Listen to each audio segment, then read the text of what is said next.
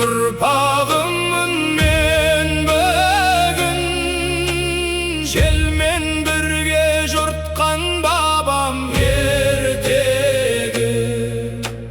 Ұлы дала қатады түндерде, домбырада сөйлеп жатыр шер-кегі. Топырағым қаныменен қорғалған, Қара жерім батырлармен толған жан. Хан көтерген қасиетті көк туым, ешқашанда